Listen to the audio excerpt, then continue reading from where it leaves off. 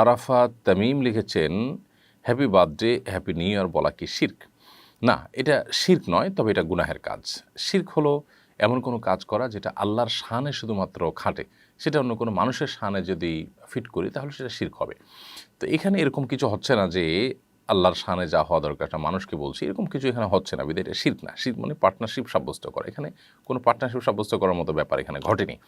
তবে happy birthday, happy new year এই জাতীয় কথা বলে আপনার যে আপনার জন্মদিবসকে উইশ করা হচ্ছে বা নববর্ষকে উইশ করা হচ্ছে, এগুলো প্যাগান, প্রকৃতি পূজারী এবং নানান রকমের আপনার অপসংস্কৃতির সাথে জড়িত যে ধর্মবিশ্বাসী মানুষগুলো আছে তাদের অনুকরণ, তাদের অনুসরণ, তাদের অন্ধ অনুসরণ। বিধায় একজন মুসলিম এ সমস্ত বিষয়ে সাবধানতার সর্বোচ্চ লেভেলে তিনি থাকার চেষ্টা করবেন এবং সতর্ক থাকবেন, এবং এটা গুনাহের কাজ।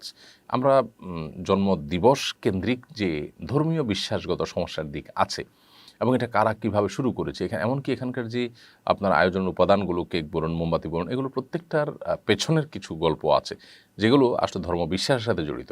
সেগুলো জানলে আমরা এগুলো আর করতাম না। আল্লাহ তাআলা আমাদেরকে বেঁচে থাকার তৌফিক দান করুন। আমরা ইনশাআল্লাহ এটা নিয়ে অনেকদিন থেকে চিন্তা করছি, একটা স্বতন্ত্র ভিডিও ক্লিপ তৈরি করব, আল্লাহ যদি তৌফিক দান করেন। সাইফুল ইসলাম আপনি লিখেছেন, 1 বিঘা জমি 1 বছরের জন্য কন্ট্রাক্ট করে নেওয়া যাবে কিনা?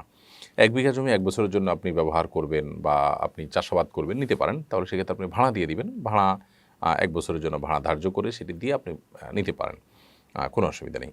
শারমিন আক্তার তিশা আপনি লিখেছেন, আমাদের কোনো ভাই নাই, আমার বাবা মায়ের বয়স হয়ে গেছে, আমার বোনেরা সবাই বিবাহিত।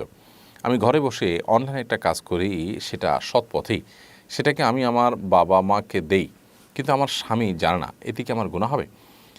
যেহেতু আপনার বাবা মার বয়স হয়েছেন, তাদের চলতে অসুবিধা হয়, এরকম যদি হয় তাহলে সেক্ষেত্রে তাদেরকে আপনি আপনার উপার্জন থেকে টাকা দিতে পারেন, বা চলতে অসুবিধা না হলেও আপনি তাদেরকে উপহার হিসেবে দিতে চাচ্ছেন, দিতে পারেন।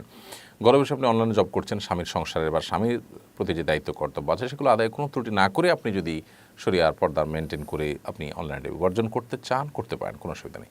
স্বামী না জানলে আপনার গুনাহ হবে না, যেহেতু স্বামীর কোনো অধিকার আপনি নষ্ট করছেন না এবং শরিয়ার কোনো বিধান আপনি লঙ্ঘন করছেন না।